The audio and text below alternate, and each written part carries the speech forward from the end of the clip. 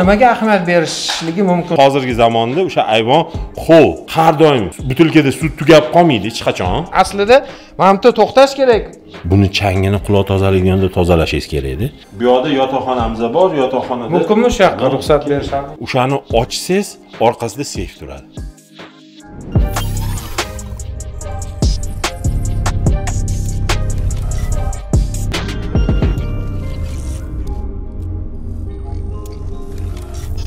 Aziz aka, mana hozir shu xonaga kirganda ko'zga nima tushyapti? Qarang. Bu yoqda eshik, bu yoqda eshik, bu yoqda eshik, bu to'rtta tomonimiz eshik. Demak, bu xonamiz ho'l. Ha. 3 uy bitta ayvon degan tushuncha bor-da o'z belida. Hamma bitta ayvon qilardi, 3 ta xona qilardi. O'sha ayvon orqali chiqib. Ha, o'sha ayvon orqali tarqalinardi. Endi hozirgi zamonda o'sha ayvon ho'l. Uni razmeri 8 ga 9. Lekin juda katta ekan. Mana sizga to'g'risini aytaman. Bu masalan yoki devorda mebellar bo'lmaganigami, kenggina xona, katta televizor ekran turibdi. Bu yoqda tomosha qiladigan, o'tiradigan joyi. Bu oilaviy kinoteatr desak ham bo'ladi. Endi Ehson aka mana uy egalari bizga gapirib berdiki, mana shu ko'chadan to'g'ri xo'lga kiradigan eshik qilingan-da. Buni kamchiligi shundan iboratki, prixoshga kirish qismi tashkillashtirilmagan. Kirganingizda oyoq kiyimingizni gilamni oldiga yechasiz.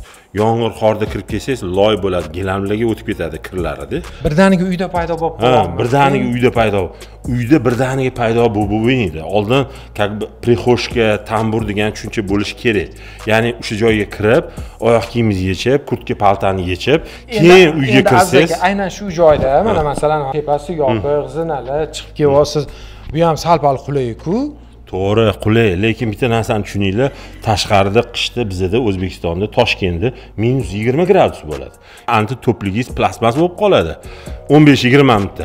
Chiqsangiz, unda ursangiz sinib ikkiga bo'linib ketadi to'plik. Aziz aka bilan sporlashish bo'lmaydi. Shu joyda nima qilsa bo'ladi degan joyda maslahat berib ketmoqchi. Oldigamda korobka qilib qurib qo'ysin deyapsizmi? Mana shu joyi kafel qilib turib, kirish joyini.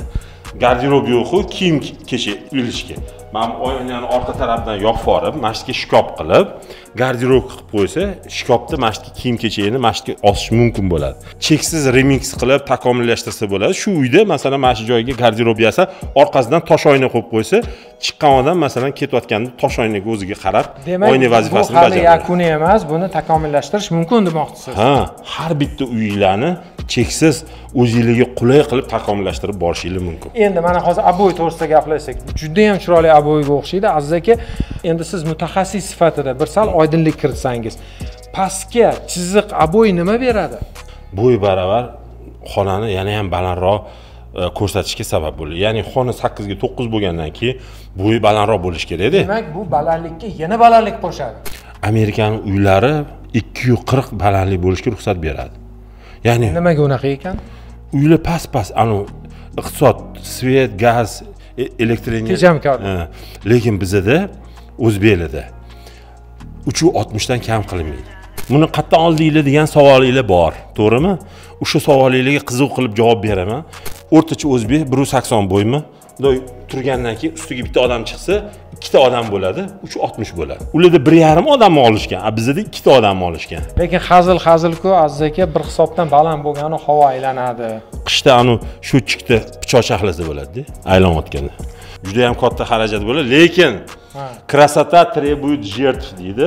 Ya'ni baland bo'lmasa uy chiroyli bo'lmaydi. Shuning uchun chiroylilik birinchi navbatda.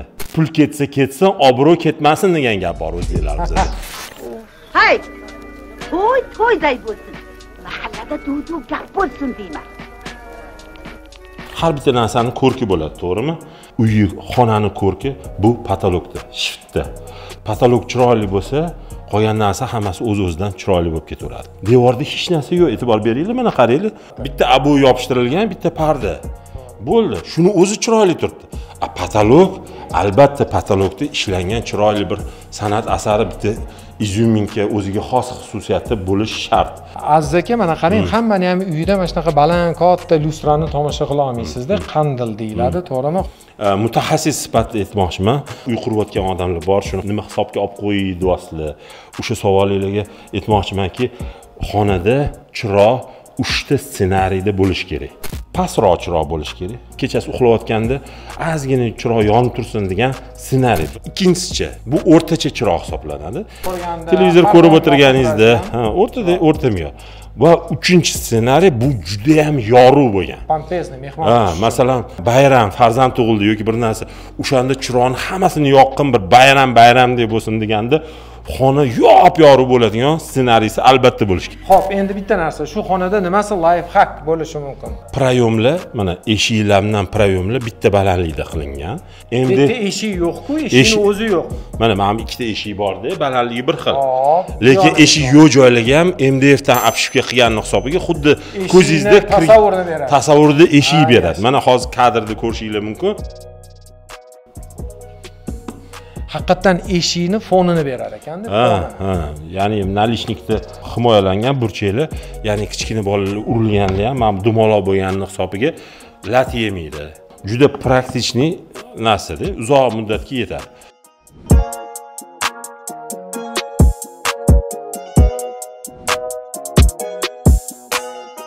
Aziz aka, mana hozir adashmasam shu yoq taraf oshxona bo'lsa kerak edi kelyapti. Shu oshxona to'g'risida ozgina gapiramiz. Yuringlar oshxonaga bo'lmasa ko'ringlar. Ha, tomoshabinlar ketdik.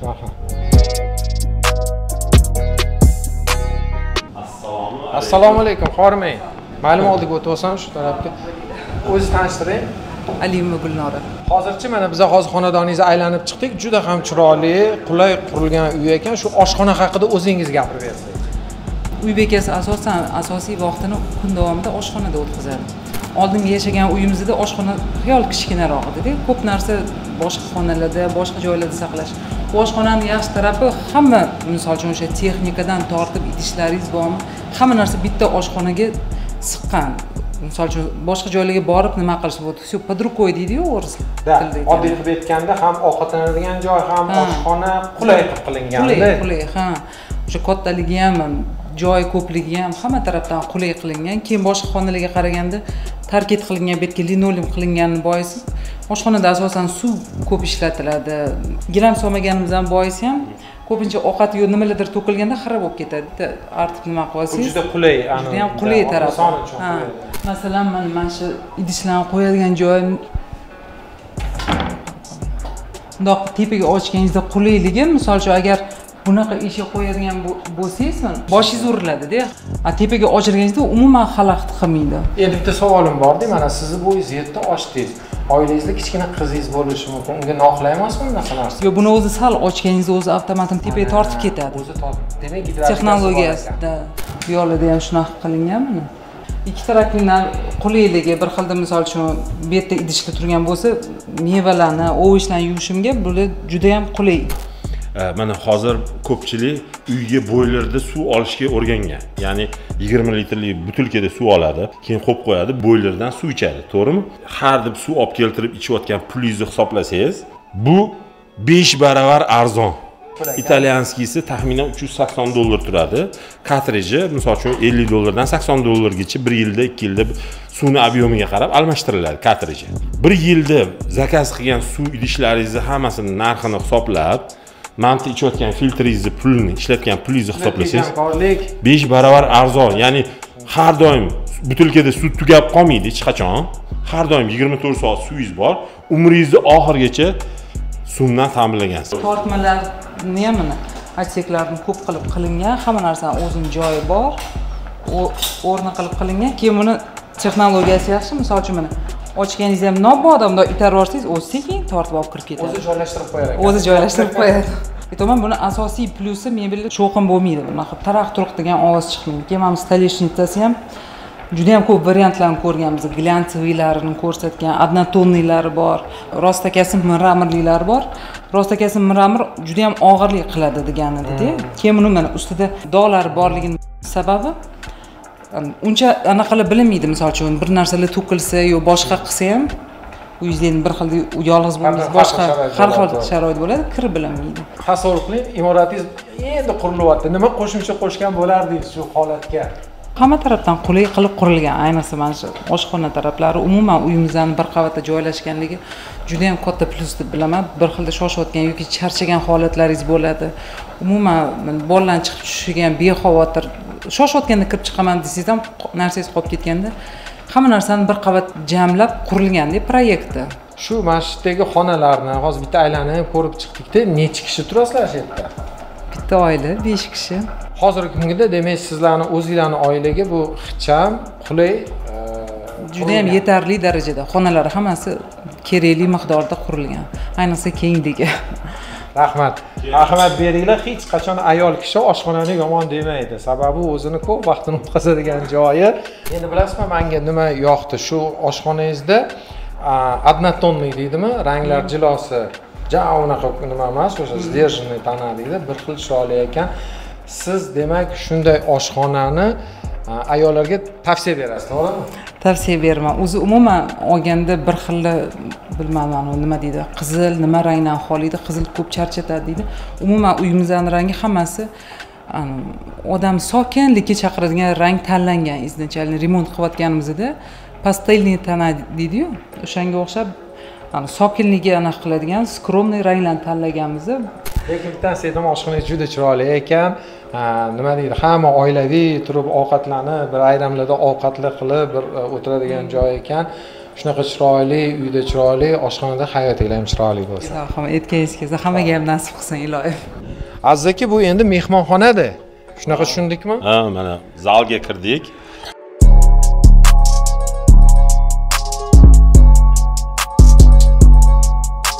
Kirishimiz bilan bitta narsa e'tiborimni tortdi, qarang. Mana bu yerda bunda ichkariga kirilgan joy bor-da, bu yoq tarafda yo'q. Shuni boisi nimada mana? Aynan shu joyi o'zida, masalan, gaplashsak. Mana mashqqa ichkariga kirilgan. 2 qadammi, qancha? Mana biz hozir ko'rayotganlarga aytmoqchiman. Mana fasadda mana bu 8 grannik yoki 6 grannik deydi. Bunda bo'rtib chiqqan.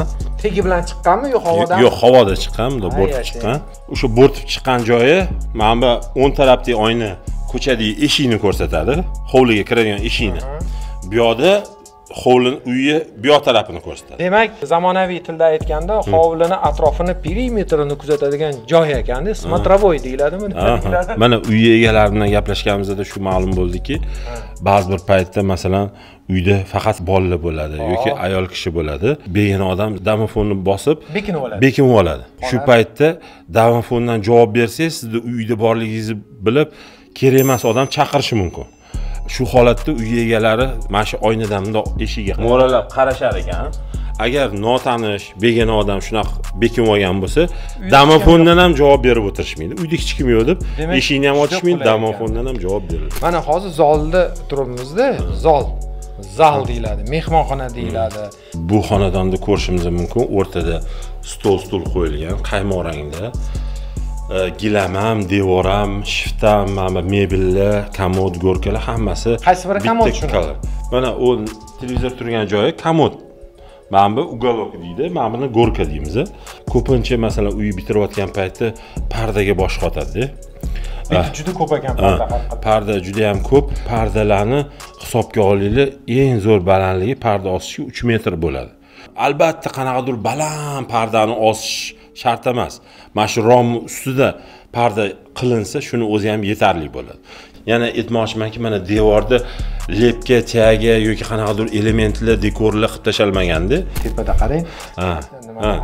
Devorda yo'qdek, karniz bilan shiftga bu katta e'tibor berilgan, lekin bu karniz juda ham chiroyli. E'tibor bergan bo'lsanglar, orasida mana bunaqa ranglari to'lanib, alohida ajratilgan. Haqiqiy mehmonlar uchun mehmonxona. Misol uchun mana masjidda eng uyi chiroyli joyi patolog hisoblanadi. Shu patologimizga mehr berib chiroyli ishlagan. Shunaqa ekan, hamma zolida ko'proq patolog o'sha shiftiga ahamiyat beradi aziz aka. Bizda iqlimimizda chang bordi. Biz dengiz bo'yida turmaymiz. Chang bo'lgandan keyin agar devorda elementlar qilsangiz, buni changini quloq tozaliganda tozalashingiz kerak edi. Kim uni tozalaydi? Patologda hamma gullar pastga qarab turgani uchun unga chang yopishmaydi. Chang chiqmaydi. Agar devorda mana shunaqa lepka taga narsalar mana oldin ganchlar bo'lardi, hozir ganchlar kam qilinyapti. Lekin o'shalarga ham e'tibor bersangiz, changini tozalash qiyin edi. Shuni hisobiga devorda element kam bo'lib, patologda asosan ishlanadi.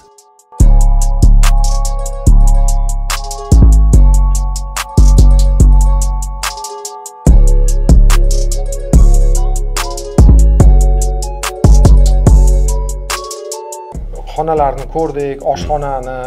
Endi shu zalga mana biz tashqaridan eshigini ko'rsatdik, to'g'rimi? Endi hozir ichkaridan eshik qilganda ikkita burchakda eshik turibdi.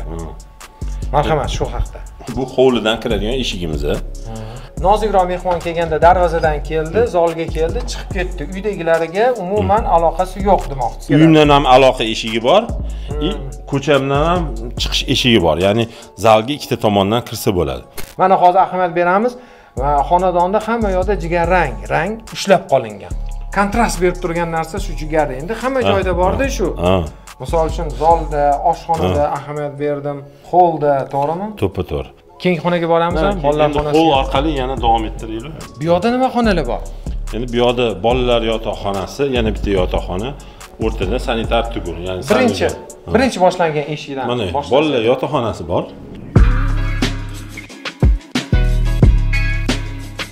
Bular demak qizlarning xonasi ekan-da. Isming nima sani? Shodiya. Shodiya, necha yoshdasan? 6. Voy, malades. Maktabda necha sinfda o'qiysan? 1. Bular bilan ham tanishib qo'ylik. Opanglarning ismingiz nima sizni? Hilola. Hilola, bu kimning xonasi ko'proq? Ikkalovimiz. Ha, ikkita qizni xonasi, to'g'rimi? Keyin ukang bor-a? Ukangning xonasi boshqa joyda. Ha, yaxshi. Darsing qilyapsanmi? Ha, yaxshi. Aziz aka, mana hozir qarang. Xonada ozgincha interyeri boshqacha deymiz-mi? Sal-pal o'zgacharoq ekanda, bolalarni qiziqishimi deymiz, rasmlarmi, yo'q kitoblar. Keling shu o'zingiz gapirib bering shunaqa haqida. Har bir xonadonda farzand tarbiyasi, farzand kelajagiga katta e'tibor berilishi kerak. Masalan, kalovatlar, har bitta farzand o'zini kalovati, o'zini ishchi stoli bor. O'zini alohida joyi. Alohida kalovati shkoflari ham bor, tortmalari. Har bir kichkina bola yoshligidan rivojlanib shakllanadi. Shuning uchun har birimizni bolalarimiz uchun albatta mana bunaqa shkof yoki mana bunaqa kalovat, dars qiladigan stollar sharoit qilib berishimiz kerak. Qilib berishimiz kerak-da. Bola ilmga qiziqib, qiziqishlarini rivojlantirish uchun, o'zini ustida ishlash uchun o'zini joyi bo'lish kerak, o'zini sharoitlari bo'lish kerak. O'shanda bola qanaqadir mutaxassis, qanaqadir o'zini jamiyatda o'rnini topa oladigan inson bo'lib yetishishiga yordam bo'ladi. Har birimiz shunga e'tibor berishimiz kerak. Keyin menga qulay tomoni mana shularni alohida ilib qo'ygan joylari yoki etiklik kitob qo'yadigan jovonlar, baxtli oilani baxtli onlarning rasmlari, diplomlar, shu yerda yana kitoblar, bu shkoflar, bu menimcha xonada eng kerakli bo'lgan anjomlar, to'g'rimi? To'ppa-to'g'ri. Endi shu eshik hovliga chiqib ketadimi yo nima eshigi bu? Yo'q, bu shu bolalarga o'ziga sanuzel, sanitar tuguni qilingan, ichida dush, tualetlari bor. Bu xonani biz yana interyer dizaynini qildik. Remontini yengillab, yangi muhit qilib berishmoqchi. Shunda nimaga ko'p endi qilishmoqchi? Endi qilishmoqchi. Shunda ko'proq nimaga ahamiyat berishligi mumkin shu tomoshabinlar bilib olsin? Rasmda o'sha kalovatlarning joyi almashtiriladi. Ishchi stollari kengaytiriladi.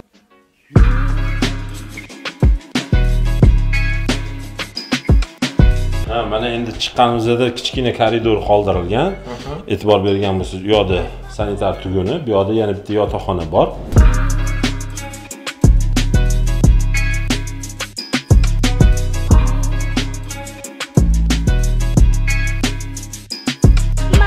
Mana hozir biz bu yoqda bolalar xonasini ko'rdik. Keyin bu yoqda koridor tashab ketilgan sanuzel, keyin bitta yotoqxona. Bu yoq tarafga, mana holdan bu yoq tarafga chiqildi. Bu yerda tepaga qarab zina turibdi, pastga qarab zina turibdi. Bu yoqda bitta eshik turibdi. Mana endi ko'rishingiz mumkin, bu yoqdan masalan podvolga tushadigan joy, kotelni, ya'ni qozonxona, keyin kladovka, banka, sonkalar turadigan narsalar qilingan podvolda. Bu mansardaga chiqishga zina qilingan, lekin hozirgi kunda xonalar yetarli bo'lgani uchun ehtiyoji yo'q. U bitirilmagan. Orqangizdagi eshikcha. Yotoqxonaning eshigi, bu oshxona. Oshxonada 3 ta eshik bor. Ya'ni bu eshikning vazifasi zakrutka deydi. Biz banka, sonka qilganda podvolga olib tushib qo'yiladi va podvoldan olib chiqqanda ham mashdan oshxonaga olib chiqiladi. Shuning uchun ishlatiladi ko'proq.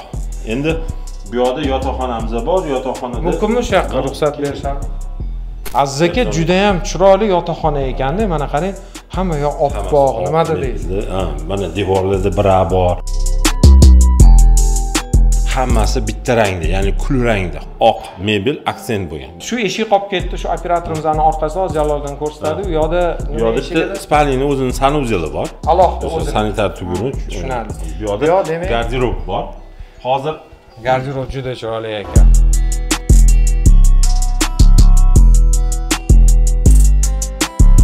Garderob madaniyati endi rivojlanyapti. O'zbekistonda masalan ko'pchilik oldin, masalan 20-30-40 yil oldin bunaqa garderoblar bo'lmasdi. Kinolarda ko'rardik, chet el filmlarida. Endi hozir zamonaviy uylarda har bitta xonadonda albatta garderobni loyihalanadi. Shu yerda mana tepalari ham ochillar ekan, hamma yo'llar. Hozir tushiriladigan mexanizmlar tushgan. 2 qavat kiyim osiladigan veshelka bo'lsa, masalan bitta otseka kalta kiyimlar 2 qavat qilib osilib, joy ko'proq unumli foydalanishi mumkin. Ya'ni mana bitta hozir ko'rayotganimizda mana bu joy bo'sh turibdi va tegida ham mana ko'rishimiz mumkin, taxminan 60-70 sm bo'sh turibdi. Lekin bu yerga chemodan qo'yishga hozirgi holatda qulay. Masalan, chemodanlar gabaritlar, sandu-mandu. Tegini ochiq qoldirgan ma'qul. Shu yerda ham mana burchakda joyimiz bor ekan, marhamat tomoshabinlarga ko'rsatishingiz mumkin. Shu burchakdagi joy nima ish beryapti hozir bizga? Bu ham bundoq devor, mana devor 40 santimetrlik devor to'liq devor qilib tashamasdan tokcha tashab ketilgan va o'sha tokchadan ham unumli foydalanishga imkoniyat paydo bo'lgan. Bemalol burchaklariga ham narsa qo'ysa bo'ladi. Men tomoshabinlarga aytmoqchiman, uy qurayotganingizda albatta tokchalarni hisobga olinglar. Uyda kerak bo'ladigan tokchalar nihoyatda ko'p. Masalan, uy hujjatlarini o'sha tokchaga bitta kartina osib qo'yib, Ehson aka, kartinani ochsangiz eshik bo'lishi mumkin-da, yoki tosh oyna qo'yish mumkin. Masalan, tosh oyna turibdi-da, tosh oynani ochsangiz orqasida shkaf. Qanaqadir dekor osilgan-da, to'qilgan yoki bir narsa dekor yoki kimnidir portreti gilam osilgan bo'lishi mumkin, kichkina gilamcha. O'shani ochsangiz orqasida seyf turadi. Uni faqat uy egalari biladi, uni tokchalari qattiq qanaqa joylashgan. Aziz aka, mana hozir shu xonadonni aylanib tomosha qilib chiqdik. Juda ajoyib va zo'r qurilgan. Shu xonadonga qancha g'ish ketgan, aka? Taxminan 100 ming ta g'ish ketdi-da. Endi buni bejiz so'ramadim. Oldingi ko'rsatuvimizda bir tomoshabinimiz murojaat tariqasida yozgandi, qancha pul ketadi, qancha g'ish ketadi. Ularga javob berishga harakat qilamiz. Xonadonning korobkasi nech pulga tushadi, uy nech pulga tushadi, materiallarni narxlari bo'yicha qo'ldan kelgancha ma'lumot berishga harakat qilamiz. Bundan ham batafsil, bundan ham qiziqarli narsalar bo'lishib boramiz. Albatta bizga o'z fikr va mulohazalaringizni yozib qoldiring.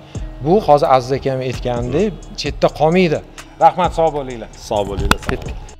Aziz aka, mana hozir shu xonaga kirgandan keyin yo siz meni to'sib qo'yasiz, yo siz oldin yuring, men keyin yuring. Bu yoqda mana eshigimizni ochganimizda garderob bor edi. Xo'p, yana bitta xayrlashaylik, o'chirib yoqqan. Hammasini boshlaymiz. Yaxshi narsa qilmaydi. Yo, xo'p degan boshqatdan. Qisqa, aniq lo'nda qilaylik. Xo'p, tez. Hozircha musollik qilib yoqmaydi unaqa narsa. Hech kim ko'rmay qo'yadi-da. Shu xonadonga ketgan bo'lsa, puli nech pul bo'ladi bugungi kunda? Kalkulyator olinglar, 1000 so'mga olib ko'paytirsanglar bo'ldi, Olam Guliston.